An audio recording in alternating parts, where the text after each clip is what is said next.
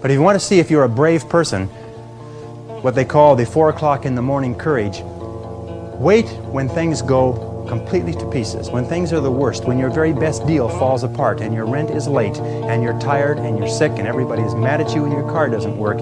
Then it's the person that picks themselves up and says, nothing is going to stop me. You know, the best quality in the world that you can develop is to develop the quality of being unstoppable. Develop the quality of being unstoppable. Say in yourself that no matter what life throws at me, it'll never stop me.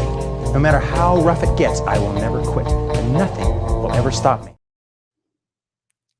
Fire. How do you feel when you do those commercials? Me, I didn't know that I was going to be in that commercial specifically. I just knew they were filming. Because it's just so funny to me. I'm like, every time we play it, like you're in a commercial. That gets played over and over and over and over again. I don't know if anybody's ever asked you, but like, can you tell us a little bit of the story of you and Bryson? Like how you guys became so close? Like, how did you guys find each other? I feel like that's the one storyline that I don't think I've ever heard. Bruce Wayne. Let me answer his question, then I'll talk about Bryson. I want to try Sentinel to supplement my gym's programming. What do you suggest, Taylor? I mean, you get all of the programming for $20 a month, which is pretty cheap. So I would just say download it and make a list of workouts that you like. Like if you just want to supplement your gym's program, you're like, all right, I do class 3 to 4 times a week. And I have this running list of workouts that I think are really cool, and just pull from that list and do those workouts. I mean, you get fit by having a lot of intensity and moving well. And it's hard to fuck CrossFit up. So I think as long as you see things that you're going to enjoy doing and you're doing things that you like, you're going to do them harder and better. And so it's my take. Omar, ¿qué onda, buddy? What's up, dude? Thank you, Bruce Wayne, for that question, because I'm actually thinking about joining a CrossFit program. So I've been doing a strength program for probably 4 months now. I kind of needed to take a step. I was doing boxing for a while, but then I was like, I want to get stronger again. I was dealing with a lot of hip pain, back pain, knee pain, all that kind of stuff. So I really went to bodybuilding. But I don't know, talking to you guys more, hanging out with you guys, being at Crash, I'm like, I really think I want to get into CrossFit. But the CrossFit gym that's out here is not the community that I really want to be a part of. All right. Someone wants to talk to Taylor already. Fine. What kind of community is it? Well, let's talk while they try to call in. Like, what do you mean? Like, what's wrong with the community? Just say it. I got to hear this. Like, what are they dicks? Are they don't do a good job coaching? Call back, bro. I think it's both. Now, mind you, what I will say is that the people that I have seen, I've been in a community with them before. What the hell is that? Oh, sparkling water. Someone asked if I was drinking a 40. It's a 40 of sparkly, bro. Well, I guess I'll ask you this. It seems like that it's not an authentic CrossFit gym. Now, what I mean by that is that they're doing CrossFit. They call themselves a High Rocks gym. They call themselves a this. They call themselves a that. So I don't feel like it's like if I want to get into a CrossFit gym, I want to get back into like an OG CrossFit gym that when we first started, and what I feel like Crash is and Suze's gym. Like I want to find like an OG CrossFit gym, and I just don't think we have one around here. I definitely wouldn't join a gym that markets themselves as a High Rocks gym, so that's fair. Yeah. Yeah, that's tough. It's like it seems like in some places the pickings are so slim. We don't have that issue in Charlotte. There's like 35 to 40 CrossFit affiliates in the greater Charlotte area. It's like a ton. But like in Spartanburg, there's 2 gyms. There's JR's gym and there's like one other CrossFit. Oh shit. Yeah. Yeah. Cause that's, and I'm kind of feeling like I did the strength training by myself, and like I do a boxing class to be around people, to have a coach and whatever, but like I'm feeling like I need to ramp up my intensity, but like, but I don't know if it's like I want a coach, like an actual coach that I check in with all the time. I don't know if I want the intensity to change. I don't know if I want training partners. Like I'm not sure, but I'm craving something different because I've done the strength. I feel better. My back feels better. I don't have hip pain as much as I did anymore. Like everything feels great. And so I'm kind of like, what's the next step? And it's so funny knowing all of you guys. I'm like, I want to be like, what's the best program that I should Yeah. jump on? And of course, with you, we hear so many good things about Sentinel or whatever. And but I'll do that. I'll do that offline. I definitely just want to pick your brain on kind of like what like the next step might be from like a peer coaching. You sound briefly to answer it briefly now. You sound to me kind of like what I did. I mean, I know you've done CrossFit before, but it sounded like when I started CrossFit, I was looking for something different. And what was so appealing was that I did something different every day in CrossFit. The one thing I'll say about what I worry most about, like I care a ton and I hate the stigma of like, oh, CrossFit makes me hurt.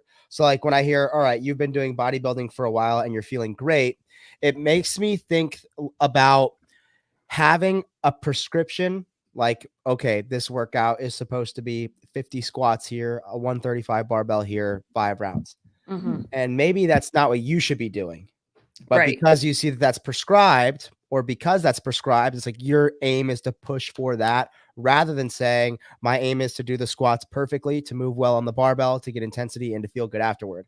Because that's kind of when you're doing bodybuilding and they're not prescribing weights. It's like, hey, it's 3 sets of however many reps. You're going by feel. And people in CrossFit need to learn how to go by feel more unless they're being coached by someone who is a good enough coach to make that decision for them. A lot of people in affiliates don't ever get that decision made for them by their coach, which is the coach's job to customize the workout for every person in that class so that it's fitting them correctly. For an online program for CrossFit, that's the one thing I would recommend more than anything is there are some good programs. There are a lot of bad ones, but with any of them, I think you can have fun and do CrossFit. Maybe, well, with Sentinel, you definitely can. Other programs, sure you can, but I think the biggest thing is making sure you approach it where it's like, all right, my goal is to feel good, look good, be healthy. I don't need to be striving for the RX option. Like I think I write every 60 workout with like 4 options, like option 1, 2, 3, 4, and then additional scaling notes. And maybe you're like, all right, I'm sticking with 2, or I'm an option 3 person all the time. And I feel great. Yeah. I just hate, I get messages sometimes. I'm like, hey, I'm feeling beat up. And I'm like, I hate hearing that. It sucks to be beat up all the time. Yeah. That. Yeah, for sure. Okay, we'll move on from the coaching stuff because I could talk to Taylor about coaching all day. I know. All right, Bryson. Yes, Bryson. Real quick. How did you and Bryson meet, and then how did you guys become so close? So he did the first year Charlotte Classic in the RX division, and I remember him distinctly because he won this workout. He was wearing an HWPO shirt, and after the workout, he was like, "Fuck yeah!" and beat his chest, and I was like, "This guy's such a fucking douchebag." I remember thinking that, and me and Lizzie were actually making fun of him. It was like the HWPO guy who beat his chest, and then he did it the next year. His girlfriend, Maris, joined our gym, moved to Charlotte, and was going to our gym for a while. And she was like, yeah, my boyfriend watches some of your stuff, and he wants to drop in. Do you care if he comes to work? So I was like, no, I don't care at all. I looked him up. I was like, oh, it's that guy. And but other than that thought, I didn't have any preconceived notions. I was just like, all right, whatever. You wore an HWPO shirt and he thought he was sick. I'm sure I've had a moment like that. So he comes into the gym to drop in. We chatted up a little bit, and then he does the Charlotte Classic again. When all the workouts were released, there were some things he came to the gym to work on. We worked out together, and I thought he was cool. He was fun to hang out with. And then he did the Charlotte Classic. We hung out after the Classic. He was talking about potentially moving here to live with Maris and asking if he could coach at the gym. And I had just recently recommended 2 people to Andy to bring on as coaches. Both of them were fucking massive backfires. So I told Bryson, I was like, I'm not going to recommend you. No offense. I'm not recommending anyone. I don't know nobody. anyone. I'm not recommending nobody anymore. It'll be best for you and Andy if you establish yourself. And I'm going to tell Andy that, hey, you're looking to coach. I don't know anything about you. And that's it. And I gave him some tips of how to go about handling Andy. But he did a great job. He's a coach. He moved here. And then when he moved here, we just started working out together more and more. And I was needing help with Sentinel. And we just both love CrossFit. We both see eye to eye on a lot of things. We both just kind of naturally clicked spending time together. And so I just started paying him to do things. And then I started paying him more and more. And then I roped him into coming to Wadapalooza pretty early on. I called Seth on for the West Coast Classic. I was like, hey, I need Bryson to come. He's like, who the fuck is that?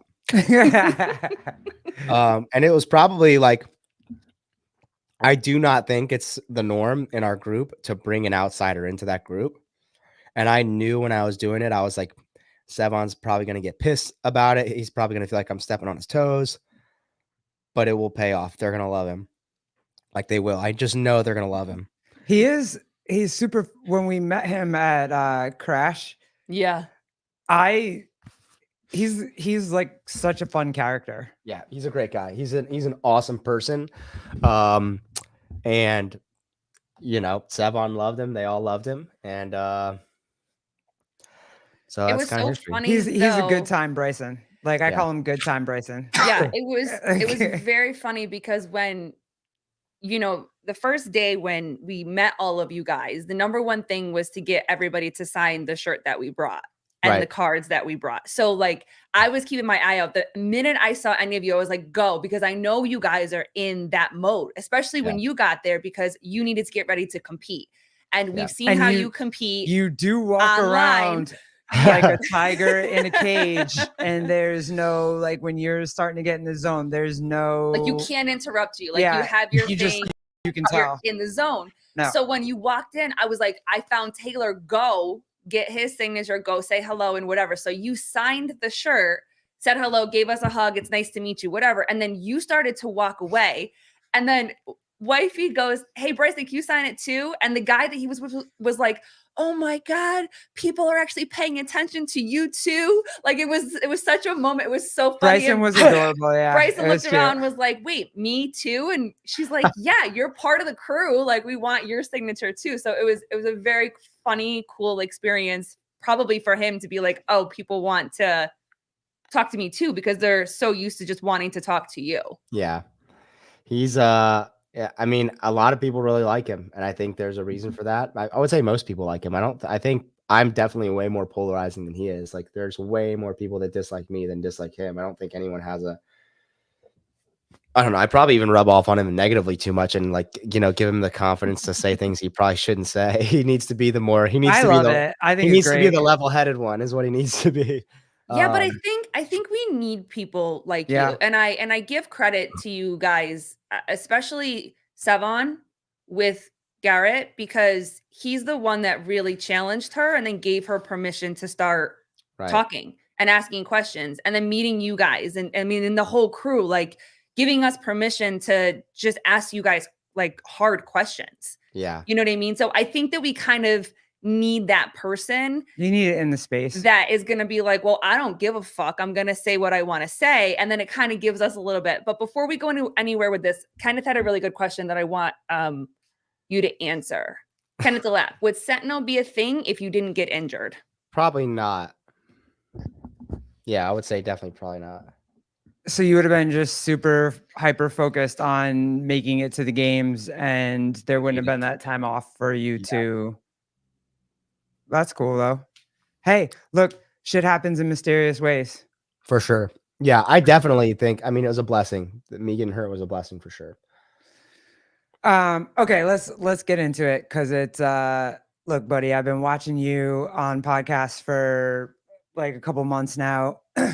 You look a little shaken. You look like you were nervous. You look like, oh crap, especially after the debate situation that you didn't know which way it was going to go. You're starting to get a little nervous how this was going to go. Now, how do you feel? Because yeah, I feel even more nervous because everything's flipping. The whole script is, I mean, I get what you're saying. The whole script is flipping. Everyone's like, Trump is surging ahead, like the polls. But like the polls really make you nervous because of 2016, right? No, because when Hillary was supposed to win, and then Right. Trump, like you woke up and it was like, what the fuck just happened? Yeah, They I didn't really- I didn't go there with it. I guess I'm like, why is the media flipping the script now? Why are they not pushing harder for he doesn't stand a chance, he's a dictator, whatever? Like why do they just abandon that direction?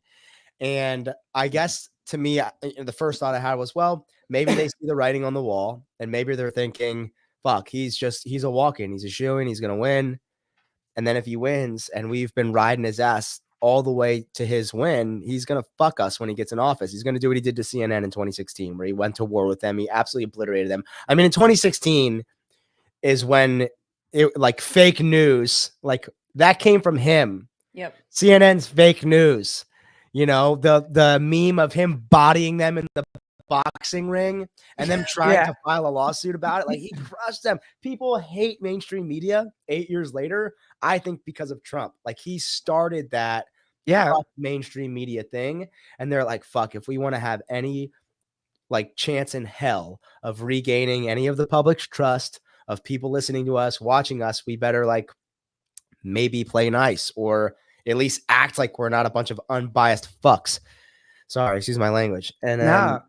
Did you not like the media blitz that they've done? I've loved, I think the media blitz that they've done, both of them, I've loved every single second of it. Like watching Kamala on Call Her Daddy, watching I didn't see that. How was that? Dude, it's so funny. She had a shot, and it was the Cool Kids podcast, and she had a shot to jump in and be one of the cool kids, and swing and a miss. She didn't. She didn't at all, and it was awkward as shit. And it was just kind of a white girl apologizing for being white, right? And Kamala answering the questions and whatever. And then she went on a whole bunch of other, you know, podcasts. It was whatever. And then Trump just quietly goes on, you know, Patrick Ben-David, Schultz, all that shit. And he just is himself. And you either like him or you don't like him, but he's just chill, having a good time. And it was funny and fun. I wonder if maybe that's what the media is seeing. They're like, fuck, like the podcasts are like, that's what's raging right now. We're getting none of that. We need to like stay relevant somehow. I don't know. It just concerns me because they flipped a switch out of nowhere. They completely flipped script. It's just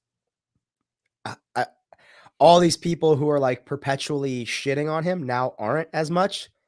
I mean, it's like some of CNN and The View are like basically who's still shitting on Trump, and everyone else is kind of like now way less left, I would say forward left. They're more like pretending that they're centrist or something like that. Yeah.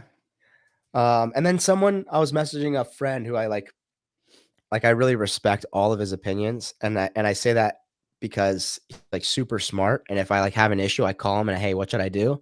And he was like, I just had this thought. And what if they're setting it up for Kamala to be assassinated and it happens by some MAGA crazy person and it's Trump's fault, and now they withdraw, now they like have to put the election on hold and have someone new to be elected? I don't know. I was just like, damn, that's a crazy conspiracy. I know you're looking at me like insane. That's weird as shit. But also, Biden doesn't want Kamala to win. So no, he's pissed as fuck that his own party threw him the boot. Yeah. But I'm thinking, wow, the entire Democratic Party and establishment and big military industrial complex and big pharma and big food, they all see the writing on the wall. They're like, fuck, she's not going to do it for us. Trump and Bobby Kennedy and Tulsi are going to fuck us. We've got to do something. How do we get Kamala out and somehow replace her? I could see it happening. I don't know. They have so much power. Kenneth, y'all seen the gays for Trump clip? Yo, we're going to get there. Hold on. Oh, is it the one where he's like, you don't look gay? Yeah, give me a second. And it's Bruce Wayne, new scum. I see you.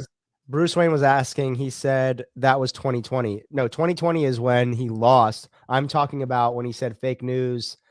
That was in 2016 when he was going back and forth with CNN in 2016. That was far before the 2020 election. I felt like with the media blitz, I felt like Trump kind of humanized himself, and people, like, if people were on the fence, they might look at him more. And for Kamala, her blitz, if you were looking at her or whatever, she kind of lost some of the base that she already had. That's what I felt about it, especially after the hype of the debates and whatever, when she was like on a rage. I feel like she kind of lost it. Were you surprised that she actually went on? Because didn't she go on Fox? Are Yeah. you surprised that she went on Fox, and why now? Like, That's what what's I'm that's the timing now? right. That's what I'm saying, like, perplexes me. Like, why did she go on Fox? She didn't agree to do a debate on Fox. So why would she do an interview on one? What am I missing? I don't have any idea what to make of that. What did she expect was going to happen? And what did everybody else expect to happen too? You know what I mean? Because, and I've only seen clips of it. I haven't seen the whole thing, but the clips that I've seen, the one that was leading the conversation kept her in her place and was pushing back on her a lot. And then it got to a point where she got very, very defensive. And the rumor is, from what he said, that that her team was like, "We're done. Like, cut it down, shut it down." Like, she's getting super defensive. Were they expecting that her just showing up on the other side news was going to be enough to try to get those? Oh, so that's what you think it was? They're throwing a Hail Mary and they're like, fuck it, we've got to do something. Maybe she can pull it off. Or they're banking on Fox editing the interview at their request, like CBS did. I mean, maybe I could see that. Yeah. Bernie Gannon, and okay, fine. So everybody wants to get into this, so we'll get into it. Taylor, how did the Harris campaign miss trying to recruit you for that super cringy "Real Men for Harris" commercial? I haven't seen that one. Yeah, it's like White Dudes for Harris. You know, it's White Dudes for Harris. And then Obama went out and did, like, he went out and talked to black men. He had a group of black men, and he was like, "Hey, I don't see you having the energy for Kamala that you had for me. Is it just because she's a woman?" But so, like, who really is talking about race? I saw that. Yeah. He wasn't talking to all men, right? He wasn't in a room with all men and being like, "Hey, you guys aren't going out there and, being pro women or whatever." It was just black men. So who's the race? Like, and imagine a group of Trump voters saying "white men for Trump." Right. Dude. And I mean, and okay, so fine. There is a party that's like black men for Trump or whatever, blah, blah, blah, but it's not Trump perpetuating it. Right. He doesn't give a fuck. He doesn't care. They're doing it because they're doing it. White men for Harris, or white dudes for Harris, and all these celebrities being like, "Yeah, I'm a part of this. Let's go." It's, why they're doing it. That's not because they actually like Harris. They just want a virtual signal to everybody. This is the thing. Carl's saying Trump is really vindictive. What do you think is going to happen to the prosecutors that filed all these bogus charges? Kamala went on Fox out of desperation. There are 7 swing states that she needs bad. Right. My one thing is, he could have prosecuted Hillary for, I'm sure, a number of things when he got into office, and he didn't. So I don't think he takes office and goes after all these prosecutors. I mean, maybe some of them, rightfully so, and fuck them, get them out of there. We're better off without them. But I think at this point, people who are for Kamala are I don't know, brainwashed even. And there are a lot of Trump supporters, I think, that are brainwashed too. I don't think at this point there is a big majority of people who are on the fence.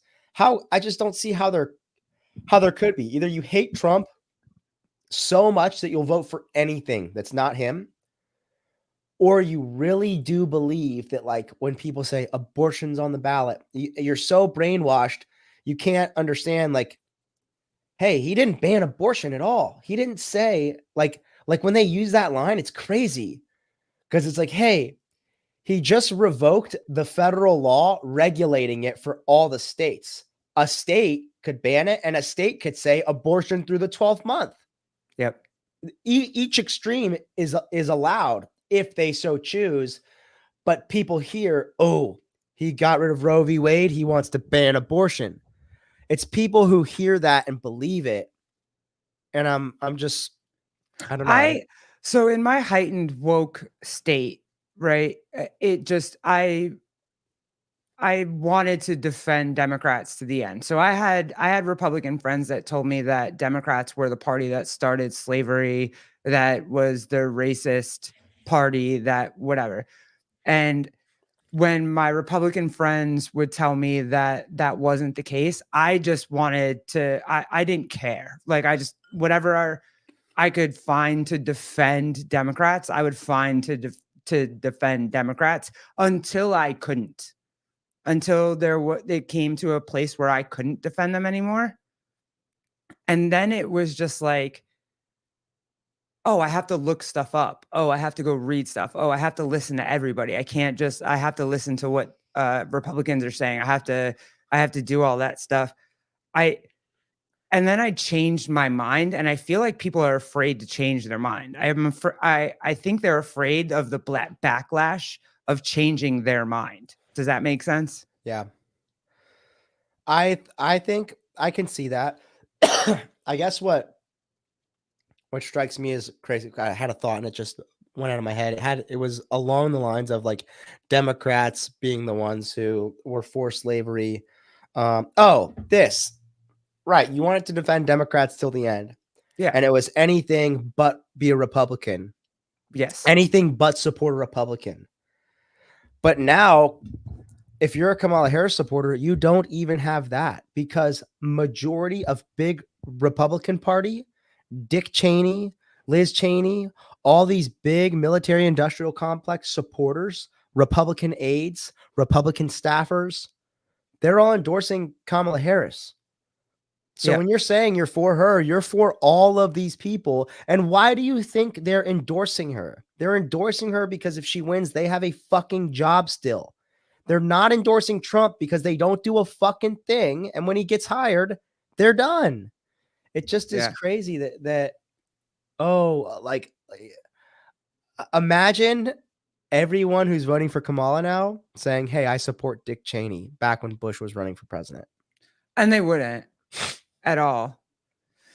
And I went down this path too, because to me, this is also super crazy, right? So everybody on, I'm noticing this trend. Everybody that's religious conservative, they are holding on to their beliefs,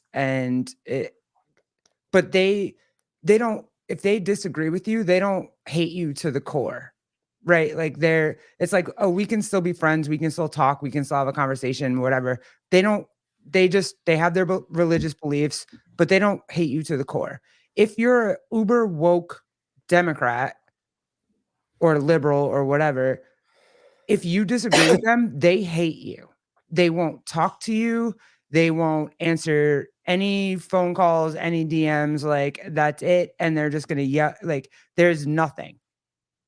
This is what I'm starting to realize as I'm watching and talking to podcasts with religious right. And that's the right part of the right where people think, oh, they're just terrible people because they're religious. You know? Yeah. It's all like, oh, you hold this belief, you must be a horrible person, or Trump's a rapist, he's a felon, the big orange man, bad, literally Trump derangement syndrome. And even that stuff's not true. And it's like the things that get perpetuated by the media, I don't know, it's scary. The polls are killing though. And so and Bernie, you talked about it before, but the identity politics. I try very hard now when I look at politics not to look at it through identity goggles. I try to look through it like just as a person raising a kid, as a mom, as a wife, as business owner. Yeah. And I look through it through that lens, and I don't look through it as like people are trying to attack me personally. And I think that that's what a lot of people are trying, like a lot of people on the left who would be, my group or whatever, are taking it personally. It's not personal, bro. Yeah. It's life. I'm trying to make a good life. There are people, I mean, this was a good question. There's a movement of the Christian left that is the opposite of what you're talking about. It was getting some steam last year, but it's peering out. I feel like the ladies on The View are kind of a part of that because they were talking Yeah. about the Catholic thing, and I would imagine, you know, a couple of them I would They imagine. hate Catholics. Really? Oh, yeah. Do they hate Christians? Kamala does. Kamala also, too. There was a whole humongous article, like, Catholics are horrible. And that's the thing. Like, if you go talk to Catholics and you go talk to anybody that's religious, they might not agree with our lifestyle, but they don't hate us. They're still Right. like praying for us. They're still, hey, we'll have a conversation, we'll have dinner, we'll blah, blah, blah. But the uber left that Ken is talking about, they don't want to talk to you. They don't want you in their life. They don't want you around at all if you disagree with them. That's the difference between the two that I think that I spent a whole weekend with you, with Crash, with a bunch of like, there was nobody gave a shit. Everybody was just like, hey, we're here to work out. Hey, we're here to have fun. Hey, we're here to chit chat. Hey, we're here to know nobody gave a shit that we were lesbians. Right. No one gave a shit that we had a kid. No one gave a shit about any of it. And that's what I find more with Republicans in the conservative side than I do on my own side that's supposed to love and accept me, if that makes sense. Yeah. It's I mean, I feel like there's definitely intolerance on both sides. Like, Have you gotten shit? I would say even I'm intolerant sometimes. Like, there are a couple people who are so brainwashed and they would always DM me and argue with me. And I'm like, you're so brainwashed. I can't even have a conversation with you. I just stop messaging me. One of them is a lady that helps JR run his event who doesn't live there anymore. Moved away because it was too Christian. I'm like, it's just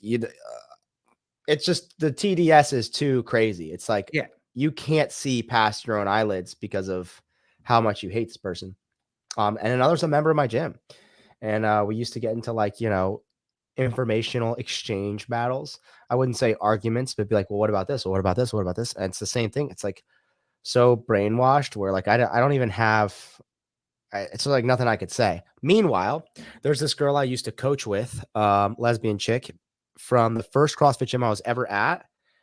So liberal. And, like, I get nothing more than pleasure out of arguing with her about politics. And I do it every day. And we have like the funniest arguments, and they're good arguments. And I'm like, and we oftentimes are like, all right, that's a good point. So I don't know what makes it different. Like, me, for whatever reason, I can argue with her ad nauseum. It never gets ugly.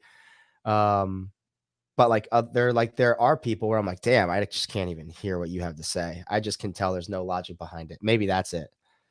I can feel like the logic behind it from her. And I can also see that she is seeing things as like, okay, this is fishy, but she still just thinks Trump's like a rapist and a felon. And, you know, what are you? Well, I think I think it's really cool that you said that, because Garrett and I were talking before we, you know, we came live or whatever.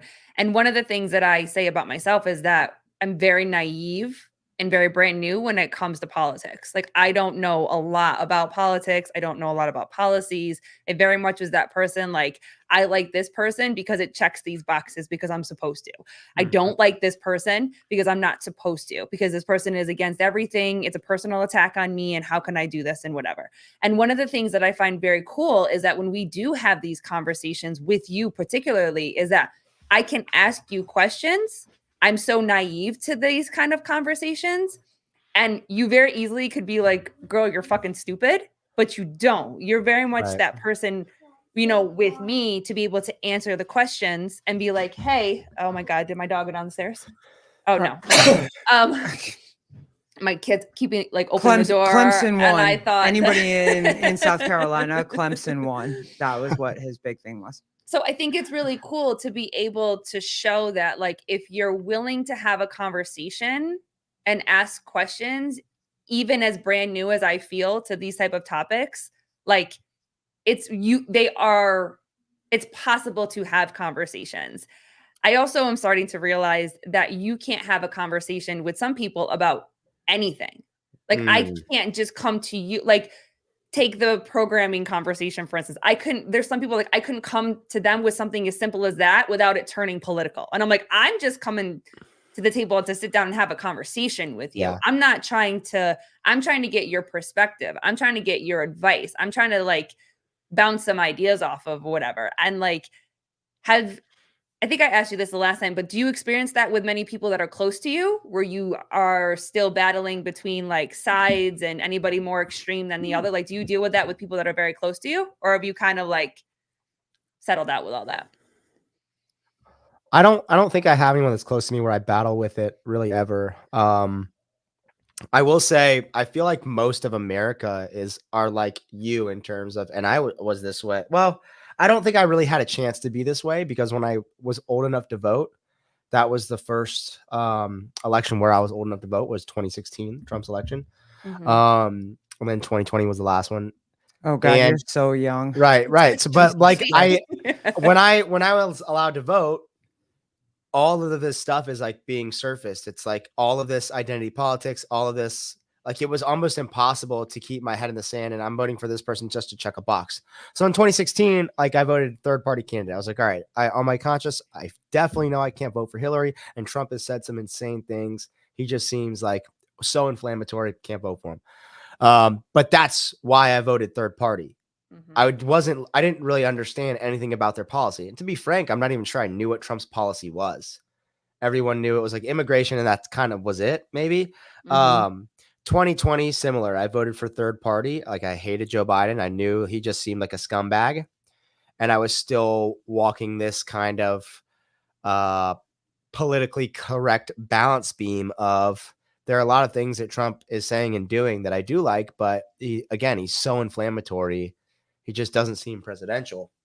Take away the mic. Right. But now I'm like, Twitter. okay. Yeah. When I hear him on Bloomberg talking about why he thinks tariffs will work. All right, that makes sense. I understand that bit of his argument a bit more now. When I see the way the country is going and all of, when I watch the documentary Line in the Sand and see how the non-government organization, NGO organization for housing and transporting migrants is $1 billion, maybe even $1 trillion industry. That is where people are making millions of dollars just to house and transport illegal migrants. And that's why the border wall is fucking wide open. Like when I see stuff like that, I'm like, wow, now I understand why having a secure border, it has nothing to do with race. It's not racist at all. Yeah. At all. And I'm Yo, like, I think of it like a feel? home. I Right. think of it like a home. Like, so we're gonna just all open our fucking doors. anyone come in and eat whatever let- you want. Yeah, like I look at it and I didn't come up with that myself. I heard someone say that and I was like, that's a great analogy to think of. I'm not saying don't come here. I'm not saying don't leave worse than like don't leave what's worse where you are, but like Do it legally. but This is like you're hilarious. not gonna right. I was reserved. More reserved. They need proof of that. How Taylor. did you feel? How did you feel when Clinton basically came out and said we need to change the border policy? Like that was Hillary amazing. or Bill? Bill. Well, of course he did. I mean, when did he say? I didn't even see that. When did he say that? Yeah, he did a thing and he said something like, well, of course we need to close the borders. Of course we need to have a better border policy. But Kamala. You know what I mean? Like it was like he endorsed Trump without trying not to endorse him. It was it was crazy. I think the blessing about everything that's happening is it's causing people like me and like you, Colleen, and you, Garrett, to be like, well, what am I voting for? Is it just red versus blue? Because I mean, I think that's where the real thing is you're having to ask questions. And there are still people who are like, there are people on the right who are racist as fuck, ignorant as fuck. We're like, Trump. And that's all they're going to do is vote for Trump, bro. No matter what. Yeah. They're going to vote for the white dude. That's fine. There are people on the left who forever, and when I say fine, I don't mean like that's acceptable behavior that I'm going to enable, but I mean like you're never going to It's going to happen. You're never going to get rid of the you don't have it. extremes. Yeah. Yep. Yeah. And there's people on the left who Same thing. they think that utopia is possible. And they think that you can have no homeless people and you can have equality for everyone. Like, hey, it's never going to happen. There's never going to be equality for everyone, meaning there's always going to be a first class, a middle class, and a lower class. There will always be that caste system in society. It's like there's never been a civilization that hasn't had that. And maybe there's changes of power, but typically the people in high society are going to do everything they can to maintain that. And in America, that's politicians and lobbyists and big corporations are high society. And if you're a politician, you have all this fucking control. Last thing you want is to give it up. And I feel like that's what we're seeing.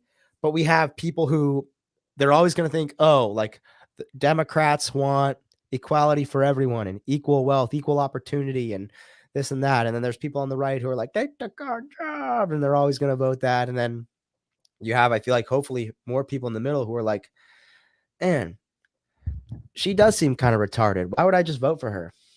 I do think that's happening though. Like I really do. I think that there are a lot of people. I mean, at least, I don't know, at least in my community, there are a lot of people that are starting to be like, oh shit, like this isn't cool. And that whole thing that I said about, the people on the right can like people on the left. They might not agree with your lifestyle, but they like you as a person. It's the same way that I can say, I might not like Donald Trump as a person. Also, I don't know him as a person, so whatever. But hey, policy. Sorry. Like whatever he shows on TV or whatever that you don't like, that's fine. But I'm not voting for him as a person. I'm voting for him as a policymaker, and his policies are better to me. And even as a person, I mean, there's some stories he's told that I've heard. I'm like, wow. I mean, when he was, what was the podcast he was on? He was on one that I watched very, very recently. You got PBD, you got Schultz, you got PBD. It wasn't Schultz. Flagrant. He was talking about. Oh, it was just a Tucker Carlson. Maybe it was vindicating Trump. I don't think so. Maybe it was. I watched the Dinesh D'Souza documentary on the Tucker Carlson network. It was called Vindicating. Maybe it was on Rumble. It's called Vindicating Trump. Okay. And it just came out. And then there's also on the Tucker Carlson network, The Art of the Surge, which it's a documentary following his campaign. And then also on Tucker Carlson network is that documentary I keep talking about called Line in the Sand. And James O'Keefe basically goes, it's the craziest documentary. It's insane. But anyways, this is just to say Trump's telling a story where he's like, I was in office, and for example, in 2016, we were up to renew Air Force One, this jet. We're getting a new jet, and Boeing's like, yeah, 5.7 billion. That's the price. He's like, 5.7 billion? Get the fuck out of here. It's 2 airplanes. Make it a 3. It's got to be a 3 or else I'm not doing it. They come back like, we can't do it. He's like, all right, can't fucking do it. They don't do the deal. Like some time goes by. Head of Boeing calls him. He's like, oh, why the fuck's this guy calling me? He's like, and that's a good way to negotiate. Because you want to be like, what the fuck does this guy want? He calls him back, and he's like, all right, we'll do 3.999999999 billion. And then Trump goes, so you were just gonna make an extra $1.7 billion on these jets? And he goes, and that's the problem with our government. These people pay for something, someone just tells them a number, and they just give it to them. There's no negotiation. That's why we're in trillions of dollars of debt. We have fucking cocksucking assholes in office just spending taxpayer dollars ad nauseum wherever the fuck they want. And Trump's actually in there trying to negotiate. He talked about doing it with South Korea as well. He's like, hey, we have 40,000 troops in South Korea, and they don't pay for them. We are paying for them to be in South Korea to help South Korea against North Korea. And Trump's like, hey, you got to pay us $5 million a year. You got to pay us for them. And in another 4 years, it's going to be 10 million. They're like, no, we're not going to pay. We're not going to pay. He's like, then we're pulling them out. And they paid. And then Biden gets into office, and now they're free again all of a sudden. But it's like, hey, like things like that. I'm like, damn, that seems pretty great. When he talks about his older brother saying, hey, don't ever smoke, don't ever drink. And somehow he had the self-control to never smoke and never drink or do drugs. I'm like, damn, I don't have that self-control. I'm a fucking drug addict. Seems pretty great to have a president who has that level of self-control. Even the nuclear war thing, he's like, he was like, the environmental crisis or whatever. He's like, it's not that, it's a a nuclear crisis, like just nobody have nukes. And he was like, I'm sorry that I even had to, expand our nuclear um, Arsenal. capability, but they had them. But his goal was to nobody has nuclear capabilities. Right. That sounds great to me. Right. Disarmament Like complete. as a family, like, and a mom, and you know what I mean? Like, that great. I can't get nuked. Fantastic. I'll take it. You know what I mean? Like, that's the kind of stuff I want to hear. So why do you think that it is so reactive to hear something like that? So what I heard you say when you explained that Trump was negotiating. So there's troops in this country that are there to help you that we are paying for. Right. Now what I'm saying is that for the service of these of our military as a job being over there to protect you, now what we're saying is that if you still want that protection, that you need to pay us so that we can put that money into our home. Yep. Why do you think that there's such a reactive response to that? Why do you think that there's such a reactive response to taking care of us so that we can take care of others? It's like putting your mask on first and then helping somebody. I don't even think people hear that argument, or people who are so against Trump, like they don't even hear that argument. They just hear felon, rapist, racist, misogynist. I just don't understand how you could hear all those stories and not be like, wow, this guy's sharp as a tack. And he's doing things that other presidents just aren't even considering doing. They're not, politicians aren't businessmen. And look at our fucking country. The country's a business. And God, we are just, I mean, it just seems crazy to me that now like 50% of our taxes, maybe even more, pays just on interest on the national debt. Just interest on the fucking national debt. That doesn't seem like things are going to turn out well for the economy. I'm not a fucking economist, so I don't know what the fuck could go wrong, right? They just keep printing money. We run out of it. They just keep printing more. But something in my brain is like, man, I'm sure at some point things going to get all fucked up.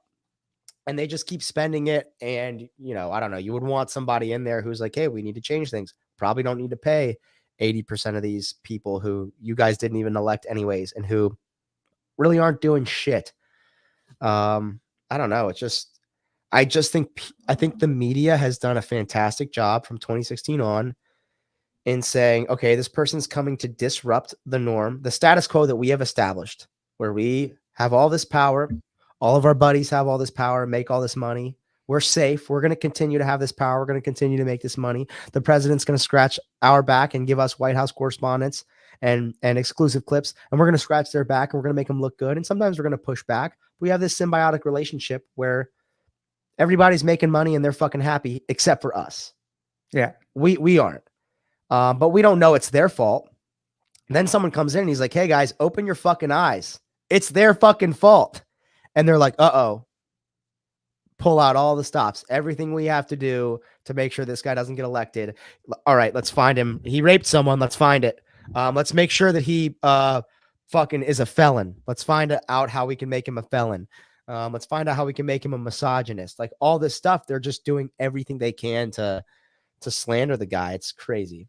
Well, I thought we were hitting a bright spot and that was kind of over, that you couldn't just run with something and cancel people. Cause did you see that the Howard Stern video that came out of him back in the day on his old show where he was dressed in blackface with the afro and he was like slinging hard N-words, like wow, really? Hard, like we had the hard OT word. He was slinging hard ER words. Like it was, and it was it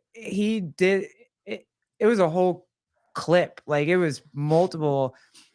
And that came out and nobody batted an eyelid. Nobody was like, when it came out for Joe Rogan. Didn't he get canceled or tried to get They canceled? tried to, yeah. Yeah. But now this one came out about Howard Stern and look, you haven't even heard it. You didn't even see it. Like I probably saw it. Yeah. When did that come out? It was like a week or two ago. And it was him back in his old studio where he had girls sitting on the subwoofer getting whatever. And then there's a clip of him in total blackface with a afro wig, and he's slinging hard ER words, and nobody said shit. But then so I was like, okay, cool. We're out of cancel culture. The cancel culture's over. Nope. It was what it was. It was like the mid 90s when he did it. Like, whatever. We're all going to be back to singing our favorite songs and it's going to be fine.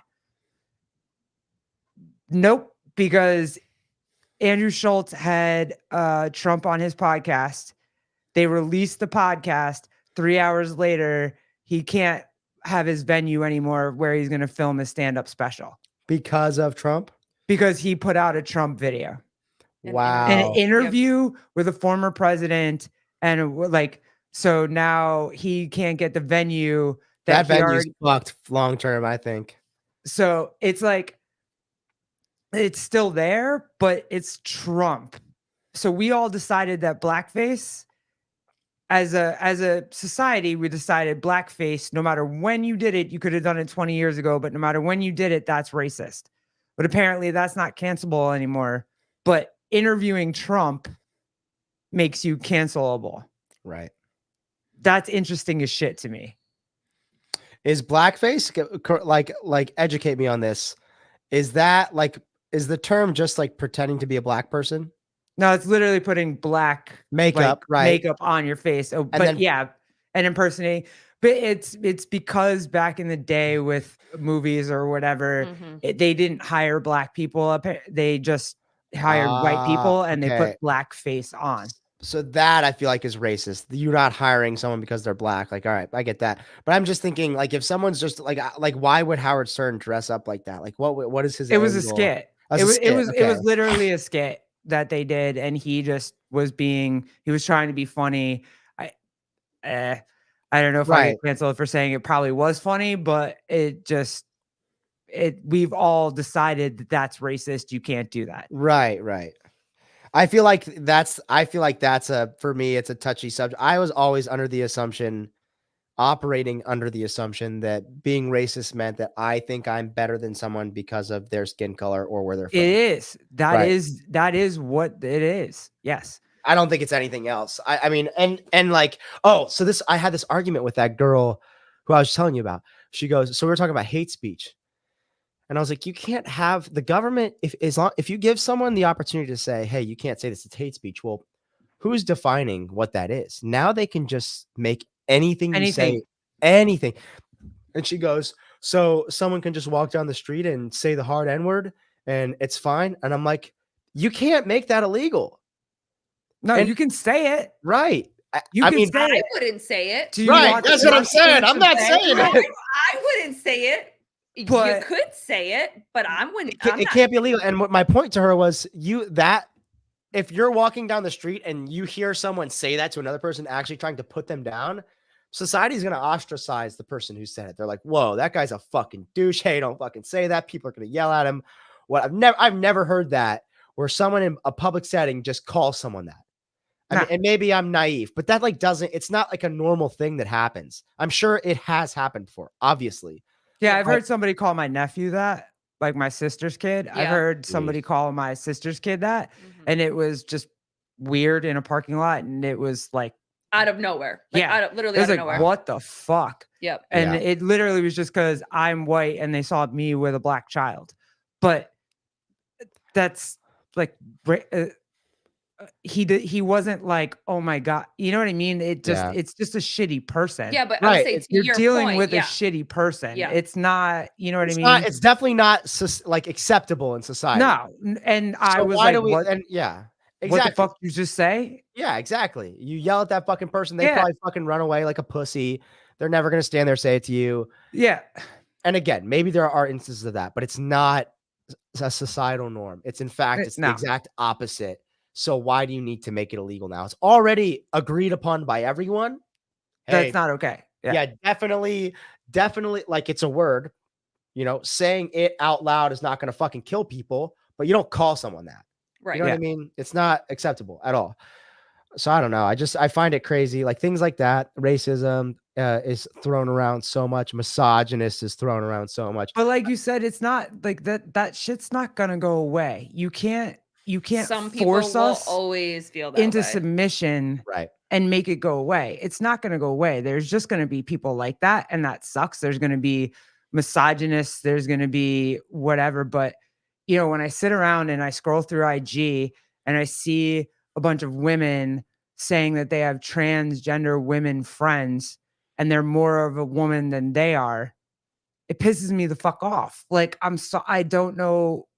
I do, that they're going through a woman's experience and they're more of a woman than like, no, I'm sorry. I don't got it for you like that. There's just, that shit is just, no, sorry. What do you guys think is going to happen in November? You think Trump's taking the dub? Damn, dude, I'm completely, shit, I always forget this word when I have that, like, superstitious. I'm superstitious. So You don't want to jinx it? I don't want to call it. I don't want to call it. I'm just gonna say that I don't want to call it, but I'm optimistic. I'll say that. Yeah. All I can say is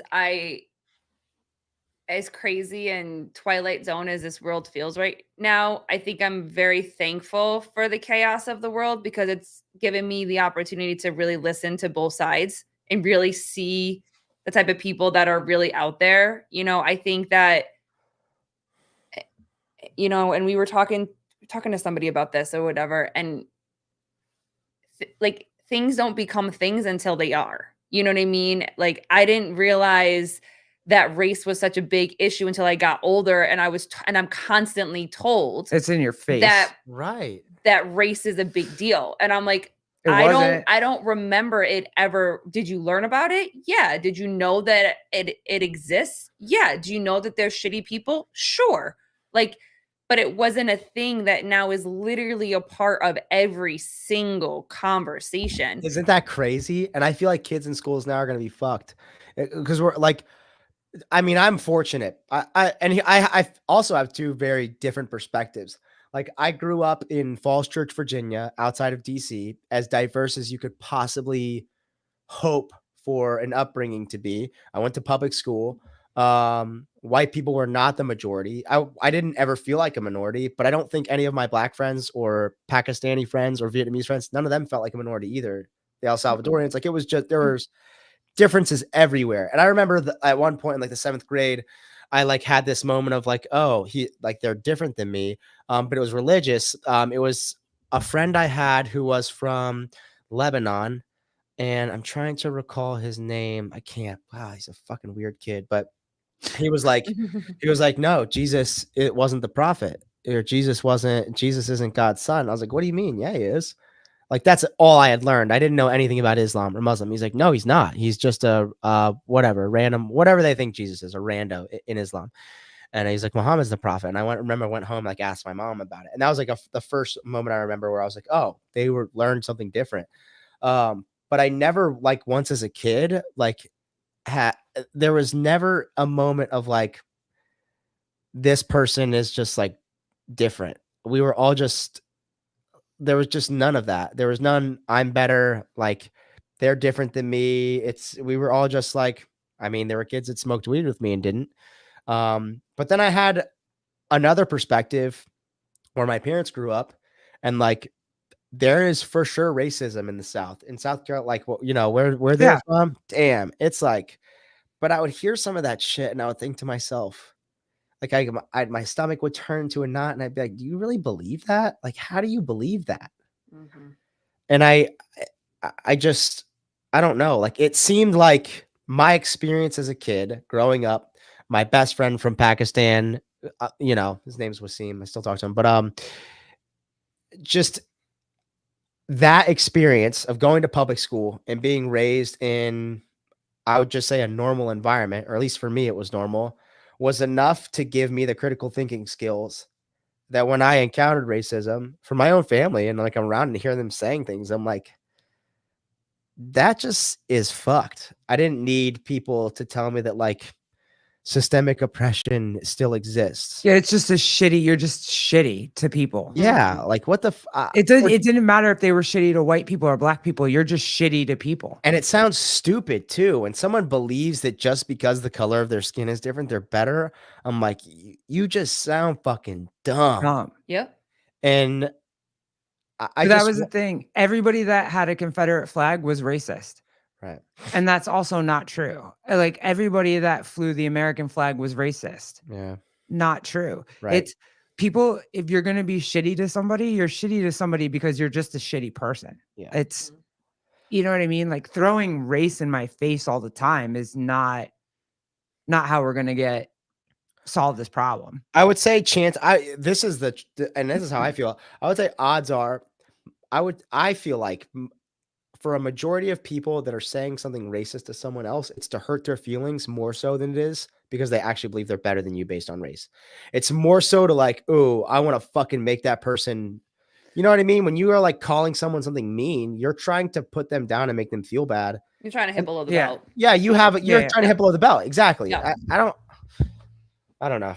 It's just there's a lot of anyways, this is way off topic. I asked like what we thought we were going with the election. And you said you weren't sure. Yeah. If Trump wins, Bernie Gannon, if Trump wins, do you think there will be demonstrations and riots?